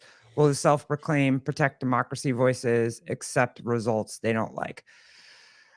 I mean, I would gather I've seen it already. You know, the left likes to riot. So if Kamala wins, guarantee you nothing's going to happen because we don't just go burn businesses down to the ground. But I wouldn't be surprised. I'll say that. I don't know. I don't know. I feel like when every election there's like a big group of people that dissent and are like incredibly unhappy. You know, there were people during Trump's presidency where it's like, oh, not my president, the whole 4 years. Obviously there was January 6th, which I don't think were domestic terrorists. I think they were just people protesting because they thought that Joe Biden didn't win legally. Yeah, I don't know. It's crazy that we even have to think about this, but you still have, or has that died down? Has the college students breaking windows at college campuses, and has that died down? I haven't heard anything since like the beginning of the school year. The Free Palestine stuff. Yeah. I mean, it probably hasn't died down. Gays for Palestine. Yeah. Yay. Right. Okay. That's crazy. I know. Crazy. I was like, okay, y'all. All right. You obviously don't know anything about A, being gay, and B, where we came from, and C, Palestine. So that they would kill you or stone you to death. Throw you off a building. Yeah, it's crazy. Yeah. I don't know. Well, I always wonder with protests like that because you're protesting. I get protesting for the innocent people that are over there in other countries. I get that. I don't think anybody should be hurt on purpose. Like innocent people die all the time for no reason. And I'm against all that. And so protesting for innocent people, I get that for both sides, all these innocent children, men, women, families, everything that's being ruined. Like I agree with that. Protest that shit. Like it doesn't need to be happening. But when I see the protest more where it's like the flag starts to come out and the American flag comes down and they're hanging up a Palestine flag or they're hanging up a different, like, didn't you leave a country that is not safe to be in? Like, are you trying to bring that country here? Their parents did. I'm trying to understand, like, you left a country that you felt unsafe in to come to a country where you had a better chance of being safe. I feel like most people who are first generation don't do shit like that. Yeah. I feel like it's second generation and we're like, hey, all you've known is the silver spoon of America. Yeah. And you have these stories of what it was like and what it could be, but it's not. And yeah, I mean, it's and also they want to be a minority. Like, let's just cut to the chase. Like, it is cool to be a minority right now. It is like the fad of everything is to be a minority right now. And unfortunately, they don't it that's not a thing. Like, don't why? Yeah. It's we're all trying not to be minorities. Why are you trying to be on the hierarchy of minorities? Yeah. Like, oh, look at me. I'm the most like oppressed. Right. How can I designate myself all these different designations that I can show my level 10 of oppression is crazy. And the best It's part, exhausting. and the best part is all of the minority groups that are actually like they, if you want to classify them as minority, like they're being like, yo, you're not though. Right. You're saying it, and just because you have blue hair and say that you're a girl does not make you a minority. You know what I mean? So Yeah. there's just infighting you're just fighting yourselves. It's the most ridiculous shit I've ever seen in my life. Where the majority of us are just, leave me out of this. I don't want to be a part of this. I just want to be a productive member of society. Nobody cares. I think eventually, I mean, and we've talked about this too. I think eventually you get to the point where like, I don't want to be mad all the time. Yeah. I don't want to be frustrated all the time. I don't want to be angry at someone all the time that I don't even know. Like, I don't even know this person. I don't even know anything about them. And I'm just mad all the fucking time. And I just don't want to do that. But here, I will answer Kenneth DeLapp. I've been quiet. What's your take? Well, I have to give credit to my wife for all the conversations that we've had or whatever, because I'm trying to figure it out too. I don't know. I think the best way to describe it is like I'm preparing for either way. I know right now that I don't want to go to the grocery store and spend $700 on fucking food. Like, I don't want to go fill up my tank and I take $100 to fill up my tank. South Carolina was great, by the way. Filling up your tank in South Carolina was fucking What amazing. is gas up there? What is gas up there? $3.50. $4. Oh, in wow. some places too. Yep. Yeah. It's $3 in Charlotte, but like a lot cheaper in Spartanburg, like $2.40, $2.50. It was great. I was like, did you see that sign? It was like $12 to fill up my gas tank. I was like, all right, let's roll. Like, we're good. We're going everywhere. Yeah, like I want women and young girls to be protected in women's spaces. So that's what I want. Someone said it at the beginning. It's the hard line. Like, yeah, there's a hard line. I want my rights as a really good fucking parent to not be taken away. I don't. Is this the real Wooly? It is. Yes. All right. If you had to take a guess, who is he voting for? Because I commented on one of his posts, and it's not an insult. We're not insulting you, bro.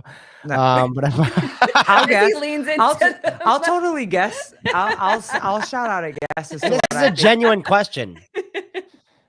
Oh, Mark, $5 in California. Oh, that's California. God damn. Oh, that sucks. No, I'll give a hot take on who I think Wooly is voting for. I think he's going Trump. Really? Daddy! Hey, bro, if you send a picture of your voting ballot and it's Trump, I will never say another bad thing about you. I think every time I'm on Sevon and they talk shit, I will take you to the grave, dude. I'll fucking die on my sword defending you against all them. I think Wooly's going Trump daddy. He won't. I don't think he'll tell us, but in my mind, I think he's going Trump daddy. Oh shit! He said I've voted for one Democrat in my entire life, and I've been voting since 1988. Hey. Pull it up. Give him a shine. I think the lean back was that he's been voting since 1988. Taylor was like, no, Taylor's like, I've been voting since 2016. Yeah, I voted twice, 2 times, bro, and I'm over 2. People keep track of that. People keep track of that, and my candidate lost both times. Crazy. So okay, I did that. Please, if you can pop on, I'm gonna do like a watch party for the election. If you could pop on for like 10 minutes, I will. Please do that. I would absolutely fucking. We're trying to love get Bernie Gannon to come on. Yeah, Bernie. We're trying to get who else? There's someone else that we were trying to get. Anyone, Wooly, pop on too, man. Like, come on. Have you guys heard that Trump's going on Rogan? Yes. Oh, is he? I am so excited. Mm-hmm. It's not live though. They're never live. No, I just don't know when it's supposed to come out. I think it's right before the election. Oh And shit. have you heard anything further on the October surprise that's supposed to like be the nail in Trump's coffin? Mm-mm. No. People keep saying like, oh, an October surprise is going to come out, and I'm pretty sure it's like the Jack Smith guy, like testifying about him inciting January 6th or something. You know, we've beaten that to death, but Does nobody care? Nobody cares. Do we care? Right. Is that a thing? Nobody cares anymore. That's what I'm saying. Like there's shit right now nobody cares about anymore. Like we're just resigned to it, and it's like, But you say that people don't care, They but care. I think a lot more people care about stuff like that than we want to. Look, have you Trump- seen the new season of Love is Blind? you are so gay. Dude, God damn it. Come on, I'm no. serious. Did you never no, watch I it? haven't. And you would never No. watch it? No. Oh, No. dude, get Sorry. the fuck out of here. And Listen.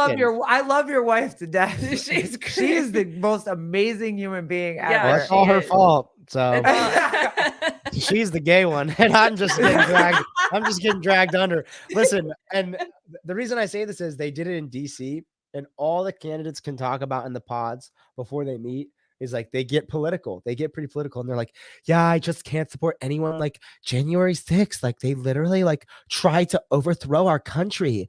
And I'm like, he was wearing a fucking raccoon skin hat. What country is this guy overthrowing? What? Do you watch it with Bryson too? Does he come over and he cuddle he too? won't watch it. I don't think. But Does he I think cuddle? Maris watches it. Well, after Bryson brought his dog on the show, I feel like he is a dude that cuddles. He does cuddle. Yeah. Oh, Bryson suck Maris's toes. Like, good shit. Yeah. God, dang, trust me, I'm there. Gross. But like you said, there are people who like fully believe that was Fucking tampon Taylor. oh shit. Be careful. Yeah. Vindicate might make Yeah. a shirt. Yeah. But people believe that those were like that they are terrorists and that was domestic terrorism, and Trump tried to lead an overthrow coup of our country. It just I know. Listen, I thought that too. I'm not even gonna. I'll sit here and say it's all when good. when I saw it originally, we were sitting on the couch and it was like, It's like, what the fuck is oh happening? shit! Mhm. Like we just thought it was All like of the, it. yeah, All of it. the biggest thing. Believe all of it. And I'm with you. Like, take the microphone away from him, because I Yeah. hear him talking. I'm like, oh my God, just it's not his best look. right. But at the end of the day, like I was saying before, asking questions. October Oh surprise. my God. Did you baby, you were the one that found that whole thing with him. So, but again, like we said, crazy things come out right before the Yeah. elections. It's- So Yeah, you don't want to discredit anything, especially if something like that actually did happen. But it's always interesting to me when stuff like this comes out right before the election. It's like you said, Taylor, like who's gonna hit below the belt? Who's gonna find this? Who's gonna create this? Who's gonna manipulate this? Like, so I did. Fair. I did break The walls news thing, on the it. walls thing seems believable to me. oh, just for because- sure. Just because, and I'm not gonna stereotype him. He kind of does look like he could be pedo-y, but he just is such like a white liar about things, like the Tiananmen Square thing, him being in Iraq and deployed and being in combat, like all these Hasn't he lied about literally everything on his like resume? Pretty much. fucking everything, and they're just like white lies. I'm like, hey, why do you need to lie about that, dude? Listen, the kid gave the description that they were in a gay bar listening to the Indigo Girls. So he obviously knows what a gay bar is and what gay songs cred. are. So That's cred. it's credible to me. Like Dude, that's crazy Eh. if it's true. it is crazy if it's true, yeah. And I also can't listen to any more people obsessing and hyper focused on our children the way that it is. Like right. That also is too weird. Everybody, like everything needs to be right now with the kids. Well, why does it need to be right now with the kids? Why? I don't understand. Like, why do we have to force certain things into the schools for our children right now? You know what I mean? So for me, when that whole thing started to happen, because I wasn't comfortable talking about a lot of things, especially on this podcast. But when that stuff started to happen, I'm very Got real adamant comfortable real about fast. stay the fuck away from my kid. Like, stay away Yeah. from the kids. You're an adult. You want to make choices as an adult. Fine. But stay away from my kid. Like, leave my kid alone. Leave the kids alone. Why are we worried about social curriculum when our kids can't read and write? They can't do simple math. Like, why are we so worried about all of this extra stuff? Yeah. Is there social stuff that they'll learn, like someone's being mean? Yeah, you learn how to work through that. But it doesn't have to be so specific and hyper focused on gender ideology, on racism, on all of these type of things. Like, address it per situation. And Don't we make it have a that blanket coming up on the statement. ballot. We have that coming up on the ballot where New York is going to have to vote for it. And it's hidden under the guise Prop of one. an abortion Prop one. an abortion bill. Like, You think? which I was gonna ask, do you think New York will start to flip red? Because everything I see curated to my timeline is like people are sick of it. Long Island definitely is starting to we're at least pink right now. Yeah. Upstate is definitely red, and the only thing I think that won't where I haven't seen any kind of trend is the city itself, which is the biggest part, I guess. So, but Long Island is definitely flipping. So how do you explain, or what are your thoughts on, these cities being run down the way that they are, and like, it's okay? Like, when did it become okay? yeah, Bernie, yeah, the city won't turn, but the outskirts of the city is starting to turn. Sure. But What's up, Gus? because it's almost like, so take New York City, for instance. You have the complete split where you see the extremes of both sides. You see the wealthiest of wealthy in the city, and then you also see And Tren de Agua. and then all the homeless and the drugs and all of this type of stuff. Like, and people are saying that that's okay. Like, when you see these videos of these men and women that are so strung out walking around the streets, and the sidewalks are completely covered of people living on the streets. Like, how is, I don't understand. Like, how is that okay? And why do people want it to stay the same? I feel like when people vote blue, it's because they feel like they're getting something out of it. Okay, I'm gonna vote like it's the immediate. I almost feel like it's the instant gratification thing. If I vote blue, I'm gonna get this assistance check or this EBT or whatever. If I vote red, they're not gonna want me to have this. More work is what you're saying. If I vote blue, I'm, I was an illegal migrant. Now I don't even know. I feel like most people who came across illegally and then are now citizens, they don't even want fucking. They don't. No, they don't. You hear a lot of stories. Yeah. We've heard more stories about people that have come here legally that are not okay with the way that things are going right now. You still have those one or two that are like, this is great. More people need to come because they have their family that's coming, They want they want the feel good. Oh, they're going to help the migrants. They're going to give gay people rights. They're going to help the drug addicts, needle exchanges. But enabling isn't helping. And the quick or the, hey, this is going to help or feel good right now is almost never to your long-term benefit. And it's almost always to your long-term detriment, whatever feels best now. So I just feel like the blue vote is the feel best now. I voted blue, so I'm not racist. I voted blue, so I support gays' rights. I voted blue, support women's rights and autonomy over their body. But all these things aren't really what they seem. They're not like Trump doesn't want to take away women's autonomy. Trump doesn't care whether you're gay or straight and you get married. I don't think he cares at all. No, he doesn't give a shit. If he was going to do something about it, he would have done something about it in the 4 years that he was in office. He didn't do shit about it. He didn't even talk about it. He doesn't even seem religious.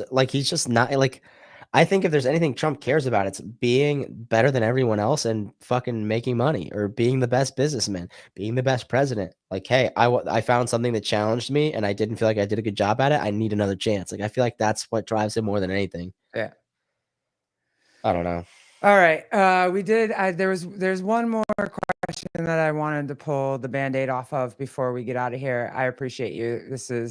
You might rival Bill Grunler on the length of this podcast right now. Him and Souza are the longest podcasts we've had. But you've talked about this a lot on many other different podcasts, and I've never gotten to talk about it with you, and I really wanted to. And you lost your dad, I lost my mom, and I'm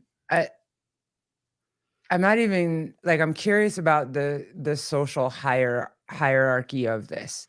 So when I lost my mom, I put a post up. I said what I needed to say. That was what I needed to do. And then now, like, the anniversary of that just went in August.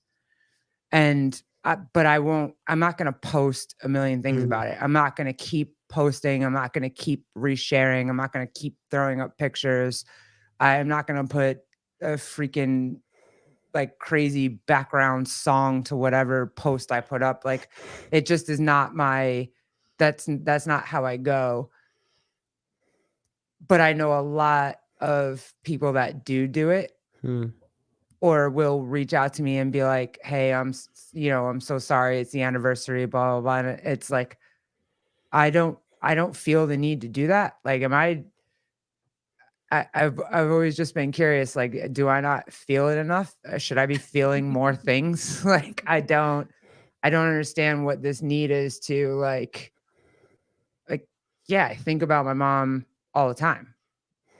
How did she die, if you don't mind me asking? She drank a lot for a lot of years, and cancer got her quickly. It wasn't like like we found out she had cancer, and then 3 months later, I was saying goodbye. This is going to be probably an uncomfortable question. Did you have any like outstanding resentments against her? Have you explored any of that? Do you feel I have a lot of outstanding resentments against her. Do you like, what was your relationship like before she passed? Okay. The really quick answer is that probably never forgave her for what happened to me as a kid. And yeah, and her alcoholism, like, she just wasn't the person that I remember as a kid. And so she went through like a change. She went through like not drinking to being an alcoholic. Yeah, she was a great mother up until my stepfather and the drinking. My stepfather caused the drinking, and then she was an alcoholic for most of my life, and it just we were never able to have like a honest, sober relationship kind of thing. I would definitely say that plays a part in why you maybe feel the way you do. I would think that would be obvious for me. Like, maybe it sounded to me like there was a feeling of betrayal at some point in your life with her, and you hadn't reconciled that a ton. And it seems to me like you're almost at a place where it's like, well, yeah, if you're an alcoholic, chances are like you're not going to live that long, and it really fucking sucks. But also, like, you kind of are getting, you're getting what you asked for almost, which is that's uncomfortable, maybe even to say too. I also don't think there isn't like a should, because everybody's relationships are different. Everybody handles grief differently. When you were first talking about it, I was like, I mean, maybe it's a little early for you, and you're still kind of like, I don't know. A year mark still to me would seem like a crazy long time to be in denial still, but it seems to me like I feel like I handle stuff like internally. I don't feel the need to post it. I don't feel the need to be on social media with it. So that's what you're asking about more than anything is why do people feel the need to express it? Like, what outwardly?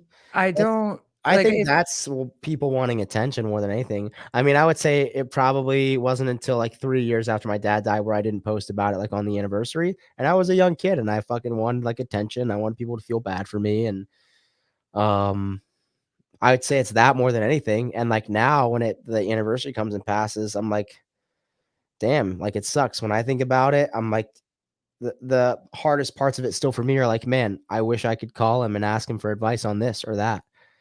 And I'm just never going to have that opportunity. But like you said, I'm very secure with who I am. And so it's not like I'm like, I'm the hey, same thing woe is now. me. And that's why I think you don't feel the need Yeah. to. You're secure with who you are. I guess I wish, like, I would say the same thing, but the only difference is I guess I wish that I could call and her be okay enough for us to have a conversation to Yeah. like reconnect. And the fact that she, like, you know, all the good memories that I do have, like, I guess that, but I don't feel the need to throw up an anniversary post or anniversary post of when we went to you know, Disney World when I was 6, like, you know what I mean? It's just I can't understand where that comes from to be able to do that, but I was just thinking, like, do I not feel enough things? No, I don't think that's I don't think that's what it is. I mean, hey, I'm also not a therapist, so maybe I'm trying you to get out don't. of being a man. I'm trying to get out of that label of being a man-hating lesbian. Like, I'm trying to be more, you know, but Process things the way a guy would. yeah, like, that's what I was thinking. I was like, is that a guy way to handle it? Did you go to her funeral? No. Okay. Did you cry when you found out? Yes, I bawled my eyes out. The last I talked to her the day before she died, I bawled my eyes out. Yeah, And did you know she was gonna die the day before she died? Like writing was on it the was wall? yeah, Yeah, it okay. was literally my aunt called me and was like, "Hey, if you want to talk to her, this is the last shot you got." Mm. So I cried when I found out my dad died, but I didn't cry at his funeral. So maybe that is like a stuff it down, I don't want to feel it type of thing. I mean, there are probably things that I would also maybe consider there might be a lot of shit there that you're just like, I don't want to fucking deal with this. I want to feel shit. Yeah, there might be a lot of stuff there. Like, Maybe. I mean, maybe there might be some stuff there that you That's just fair. do not want to deal with. That's And fair. Now, Shut up. and hey, maybe you don't need to deal with it. Maybe you don't need to. But also maybe you might find a point in life where it is beneficial for you to deal with it.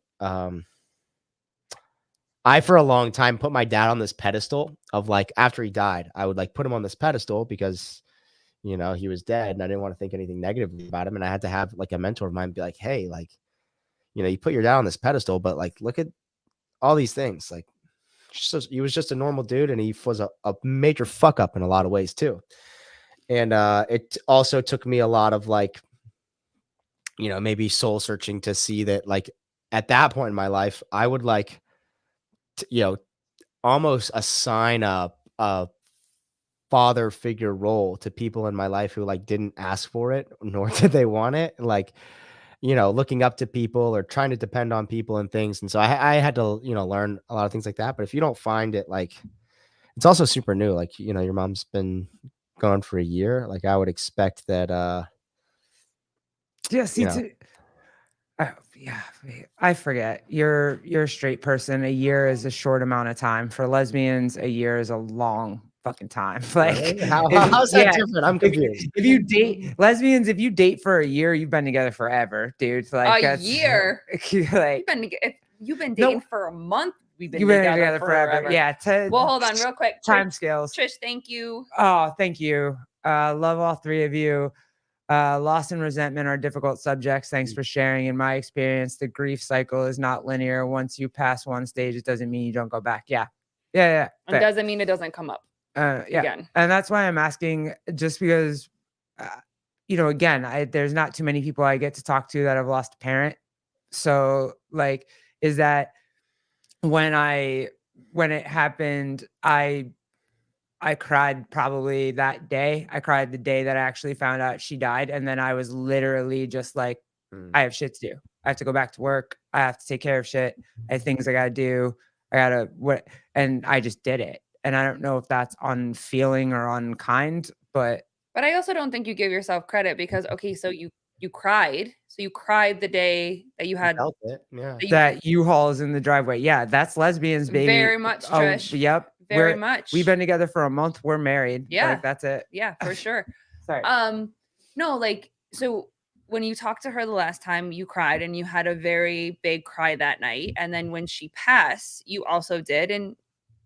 But we've had many conversations where feelings come up. So it's not necessarily like always crying about it and not always being sad about it, but it's also releasing all of the resentment and stuff like Taylor was talking about. It slowly comes up. And I've learned this because what we try to do is we try to pretend like certain things don't happen. So then if we pretend like they don't happen and we don't talk about them, we feel like they're not still there. And what I've experienced in my own personal work, is that it's still in the body one way or another. So even though I'm not thinking that it stems from this, something in my relationship with you or our kid or my job or this or that, all of a sudden it's like, oh shit, it's all connected. And it's like when you start to peel away those layers and you start to release that kind of stuff, it's like you're still doing the work, but it's not a sobbing, posting for attention. It's doing the work so that I can feel like I'm releasing something. And I think, babe, I think you've definitely done that and given. I was just curious if any, like, do I not have like feminine qualities? Am I doing the Lord's dude work as Maybe it is like a typical dude way to react to things that make you upset or fearful or scared or uncomfortable with anger, rather than being like, damn, that makes me scared. My dad died. I don't have a dad anymore. But you know, I don't know. I also think like the classic saying or adage of like having a resentment is drinking poison and expecting the other person to get sick. So like anytime you have resentment, it's not good. And I would say like if there's still resentment, toward her, working through that, it would seem to me there'd be nothing but positive to come from that. I felt like, I don't know, I definitely had some resentment against my dad. I had most of the resentment against myself, I think, in my personal situation, which is a whole different weird way to work through things. Yeah, but it's also a different situation. I was you were young, 16, yeah. And had no idea about anything. Oh, good. So I have the response of a 16-year-old boy. I feel No. amazing about it. Our responses are so different. I cried for like 2 weeks, dropped out of school, started using hard drugs way harder. Oh no, I didn't do that. Wrecked a car, totaled it. Yeah, we definitely did not handle the situation the same way. So if you were looking for that comparison, I was just trying to figure it out. It's all the same. No. I used a lot of drugs to cope. Taylor's giving American History X. Oh wow, with my haircut. Yeah, we were talking about like white people and like having like the social hierarchy of like being oppressed and how many different like labels you need to be the most oppressed. I'm like, damn, I'm literally the least. Yeah. Like you can't get any whiter. I'm Nope. all white. Nope. Sorry. Damn. I was gonna say, how does it feel to be oppressed? Because you're just white now. The rest of us all, we're the majority now. You're the minority. Crazy. How does that feel? Maybe something about like being a hair losing individual. Like I don't know, what label would I give myself? I don't know, like a bald. Oh yeah, are you hiding your gingerhood? No, it's not. It's falling out. So I actually am a minor. I don't have hair. A minority. Sorry. He's bald. That's his minority. It's all good. That's my oppression indicator. I don't know what you'd even call it. Balding. Yeah. Ugly. Oh my god, dude. Of all the things, wow, Jesus Christ. God, you've been called everything. That's what I laughed at. Yeah. I don't know. Chase's I tied off condom. Oh my god, they were so good. Jesus and he was like, Christ. I'm just gonna keep saying them until they pull one of the comments up, and it was The they were one that so I funny. agree- Follically challenged. That's it. The one that I agree with the most was I actually do think you look like Wade Deadpool, but not just not with the burns. Like Burns, you just yeah. it's I'm That like seems more like your style, Deadpool. I could see you in a condom suit. No, that's bad. I can't see you in a condom suit. That's not I can't say that. Sorry. Gingers have massive cocks. Oh, Was that- wow. All right. Okay. Philip. All right. What's up, PK? Good to see you. Are you a ginger? He must be a ginger. Dude, thank you so much. And thank you so much for you Crash know, was so yeah, much dude, fun. I appreciate It was you. so much fun to Crazy meet all of you guys in competition, yeah. person and to just watch you compete. And Hey, did Colleen didn't tell you what she was standing by Nick Matthews' family when that shit went down. Did she not tell you? Oh, wait, Nick Matthew. What happened? What went down with Nick Matthew? So hold on, before I get into that, I 'Cause have to there's a- know because I can't ask Liz because I don't think she'll ever come on our show. But did she no rep you in the first event or go over to you and talk to you? At one point, she you were kneeling down underneath the rings getting chalk, and she came over to She talk to told you me and to your get dad. out of his lane. She said, "Stay in your lane." Oh, because I saw the face and Yeah. I was like, oh shit, did she just no rep him? I was like, I had like half my body in someone else's lane chalking up, and she was like, Yeah. "Stay in your lane." I was like, "I'm not fucking moving. I can barely move right now." Tell me all you want, but I'm not doing an exercise. You can't fucking no rep me. I mean, she was in boss lady mode. she became was our on superhero it, in that moment. But no, I don't know exactly what happened.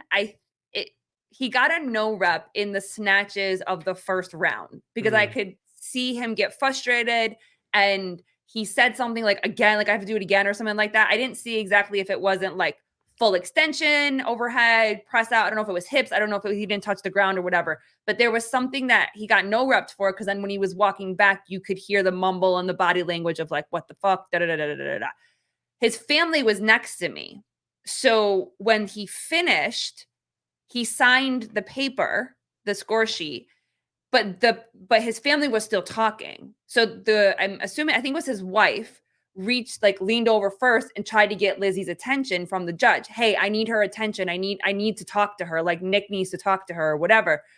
So the wife was explaining to Lizzie what happened. And Lizzie was like, but he signed his scorecard. So there's nothing I can do. He signed his scorecard.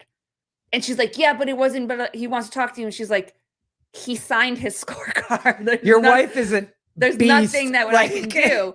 And then when he came up, because he walked around behind us because we were leaving, and I heard him say, started to talk about the stuff and whatever. And she's like, you signed the scorecard. He's like, or she goes, you wouldn't sign the scorecard if you felt like you needed to challenge something. So now that you've signed it, there's really nothing that we can do. But then I walked away and we didn't hear the rest of it. I think she ended up working with him, but I do really like the fact that she made it such a big deal to his wife and him that you signed the scorecard, you're a scorecard and you're an idiot. But then was also nice enough to make it right if there was a wrong. Yeah. She's a beast. Proud of her. She was in that role like a boss. Yeah. It was so cool. I do think she always looks for an opportunity to do the right thing in that situation because we're married and she knows what it's like as an athlete. If someone fucks up a call, well, of course, want to make it Nick right. Matthews' wife is going to be upset. Of course, of course she's going to be upset. But just the battle of the wives, I was just like, okay, it was kind of fly to watch her do what she does. It's funny also that I don't know, why are you causing a stink, dude? Yeah, whatever. She is. I contested a rep at one point in the weekend. I got a no rep on a handstand push-up, and Lizzie is a feminist. Hey, Jeremy, be nice right now. Be nice. I don't even what does that mean? A feminist? She's feminine, yeah. Oh, okay, fine. If you want to take it that way, does she hate the patriarchy? No. Patriarchy's paying her bills right now, bro. But when we first started dating, she was paying the bills. She was definitely paying the bills. Yeah, not even close.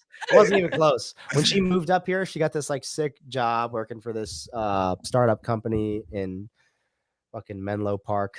It was just like an online job working for like a biotech company. Damn, it's crazy. Let's I go. didn't pay Is for it anything. is it No. difficult having her No one knows what it means, but it's provocative. Is it hard being an athlete and then her being a judge? Because there was that conversation of like, it's not fair that Taylor's wife was the head judge or whatever. So from like the outside noise, is it difficult? And then also for you guys intimately, like, is it hard for your relationship that weekend because she is the judge and you are competing, or do you guys just respect and stay in each other, like your own lanes? We didn't talk that much during the day. Like I definitely was in my own like stress and anxiety. I'm sure she was in her own. We had like the conversation before the weekend. I don't feel like I didn't think I would get any special treatment from judges because she's the head judge. Nor would I think you need, did. nor would I definitely didn't. Nor would I need, because I got 2 bullshit fucking no reps that were like, dude, you have to be you got to just want to be a dick to no rep me for that. And I love both the people who no rep me. They were just doing their jobs. But if I was going to get special treatment, it would be on some fucking shit like that. Like the last workout, the barbell was on the white line at the very back edge of my square. So I rolled it up and the judge goes, I know her, she's awesome. I have it on that back white line because the barbell just keeps rolling forward. And at that spot, it won't roll forward. And I'm like, all right. And she's like, but before you lift, like, roll it forward or something. And I'm like, what? So I put it back on the line. I get to the barbell. I snatch my first overhead squat. And because my feet are on the line, because the barbell will roll if it's forward, she gives me a no rep. Fuck. Like, you told me not to move the bar. Fuck, man. So anyways, but I wouldn't expect to get any special treatment there, nor do I need it. Like, I move really well. Yeah, you were great. If I get a no rep, it's because I'm like failing. And I guess the only regard was like, is he's going to get special treatment? It's like the outside noise. Like, are people going to complain about that? But yeah. I don't think there's any question. I was the second fittest person there. Colton dude, the first 2 workouts, it was like Colton's family, like, go Colton. And then it was us going, go Taylor. And then it was like, oh my God, pick it up. No, don't pick it up. No, I was hoping. The first 2 workouts, we were going back and forth. And I even like embarrassed myself in front of, was it Stanley? Carolyn Stanley. Yeah, because yes. she was rooting for Colton and I was rooting for like, you. go Taylor! And I was like, oh shit. No. Oh, okay. All right. He's good. He's good off the rings. And then it was just a complete back and forth, but I didn't realize it was her that I was like arguing, or not arguing, but like we were having fan duel. That's crazy. Listen, Caroline Stanley was cheering for Colton because I've trained with her. That's a fucking backstabbing move, Caroline. She was great. It was just a like, go Colton, go Taylor, go Colton, go Taylor. She might have been doing it because I was going go Taylor. Well, but I have to ask the infamous race of the sled push, which by the way was the best moment of the entire weekend. It was amazing to watch. Did you hear how crazy we all were screaming for you? Yeah, I heard people yelling Taylor, and I also heard everybody go, "Oh, shit!" Yeah. It's funny because it didn't, like, when I did it, I wasn't like expecting it to be this big thing. I was more expecting it for it to be like, "Hey, fuck you." And the whole reason for that was I was warming up, and Peter was like, "How do you feel about the shit talk?" And I was like, "What shit talk?" I'm like, "What?" He's like, "You not been on Instagram today?" I'm like, "No." And he like showed me Chris Ibarra's post about it's like living rent free, like yawning, and I was like, "Wow, does he really?" And Peter just implied that he was posting it to me, so I took it as, "Wow, he made that post about me. Fuck this guy, I'm gonna destroy him." And so that's where the look came from. It's like, "Fuck you, living rent free." It was really cool. So go ahead. No, I was just gonna say it was really fun because you just didn't know who you were standing next to, or like if you did, you were like, "Oh shit," you know what I mean? Like it was cool to be a fan. It was so fun, and watch. It was so funny. And I said this on our recap when we did our crash recap or whatever, where it's like we're screaming, we're hyped, our blood is boiling, our hearts are racing or whatever. You finish, slide in, do the look, and we're Vindicate and I were like, let's go. Let's slapping hands like we did Everybody was something. high-fiving. But it was amazing to watch. That was like I'm so glad that we were still there for that. Because Yeah, that it was was the cool. coolest part of the entire weekend was just being there. I thought for sure that we were going to end up on the live stream or the fans were gonna fall into the live stream because we were like over the line, the rope thing, just being like, yes, get it. And then you stood up and looked back, and I was like, he looked back at it. I thought, and that was another workout I got a bullshit no rep on, and it wouldn't have been as close if I hadn't got that. I had to do 7 handstand push-ups my first round, just because my judge gave me a no rep, but didn't give me a no rep. I think they miscounted. I went up, I did 4, I came down, and I kicked back up to do my 5th and 6th, and he goes 4, 5, and I'm like, what? So I like had to do another. And then I was going to my sled the first round. I was like, you made me do 7, and then I called the judge by their name. So it's funny. No, did it make it harder that you had to flip the pig at the end? Not really. I don't think so. I mean, it was just maybe a little, but that wasn't a big deal. But it kind of makes it. Well, I guess it's just a little bit harder. You have to run around it anyways to get out on the other side. But that extra little bit to get it, because people would bounce it. You started to see that people, as it would go over, some people would hold the other side as it came down, because if you just flipped it, it would bounce back farther. Because then you'd have to push it farther. Yeah, I don't think that was I don't think it was like. That wasn't the deciding factor in the workout for people. I don't think. I do know after I beat him in the biker double under part and he was on the ground, I walked past him. I was like, I don't think you're fucking living rent free in my head, buddy. Because I definitely said something. And I was watching the stream back and she was like, oh, a couple words there. And that was like verbatim what I said. I walked past him. I was like, I don't think you're fucking living rent free in my head, buddy. That was so awesome. I wonder, hey, Vindicate, are you going to make a shirt? So Chris obviously did the shirt that Garrett has on and put HWPO over Sentinel with the tape. Like, is he gonna make a HWPO and put Sentinel over and sell that shit? Because people would buy that shit. That's hilarious. His shirt, that was crazy. Yeah. People want to know, did you get your rads and what Vans were you wearing at Crash? I was wearing the Vans EXO. I don't know what specific model, but it's like Vans EXO. Ultra Range, maybe Vans EXO Ultra Range, I think. They're nice. They're like cushy, but very light. Yeah, I like them a lot. And did I get my rads? Yeah, I got piss yellow rads. we got athletes getting white and gum trainers that are fucking sick. And meanwhile, I got a pair of piss yellow runners. Oh man. Fuck me, whatever. That's why you talk so much shit on the pod the other day. I love their runners and their trainers. I like the shoes, but the way they do business is fucking terrible. Yeah, and you don't fuck around with JR when it comes to you. That's your boy. So or just I mean because it's JR and because it's me, they're getting called out, but just don't do business like that with anyone if that's like your thing. Like if you make a commitment to it, just send the fucking shoes early and actually send all of the shoes and actually all of the right sizes. Like I'm pretty sure most of the volunteers didn't get shoes because they took as many of those pairs as possible to make sure all the athletes got and shoes. had to give them to the athletes. Yeah. That's fucked.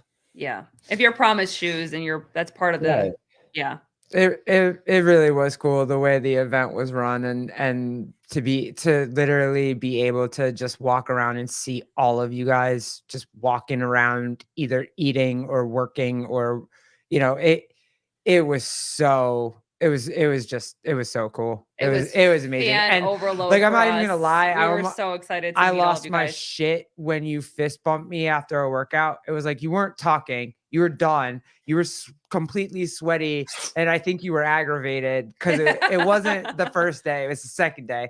I think you were a little aggravated, but like it was like you were walking off the floor, you saw me, you gave me a fist bump, kept moving, and I was like he gave me a sweaty fist bump. Like I was like, shit. So yeah, I can't be a angry man-hating lesbian anymore because I touched your sweaty fist as you walked off. I got your sweaty fist. I got it. I've just lost lesbian stars, but don't clip that. Do not clip that. Dude, thank you so much. I appreciate you always for coming on. I really do. And yeah, you're the best dude ever. Thank you. Thank you guys for having me. And then, yeah, I'm definitely going to text you when we're going to do the election thing. And if you want to hop on for 5 minutes, you're more than welcome. Maybe longer. Yeah. Listen, it's gonna be a crazy election night. So Yeah, no kidding. I just can't wait to hear what the news anchors are going to be saying. Yeah, dude. It's going to be fun. I just we'll have all the different want- TVs on. I just like wanted the to different channels. be there. Like I just want to get there. Like this hype, this build up, this taking forever. Like let's just figure out who's gonna win and what's coming next. Yeah. You know, hopefully people will relax, shut up a little bit, and we get back into everyday shit. So Hey, Ken Walters, did he almost turn me? Almost. It was close. He was doing the Lord's work. I say that every time. He was doing the Lord's work. All right, guys. Thank you for hanging out with us. We appreciate you. Let's let Taylor get some sleep. He did his media tour today too. I know. What, 3 podcasts today? 3, 4? Yeah. So all right, guys. Thanks, guys. See you next time. Bye. Deuces.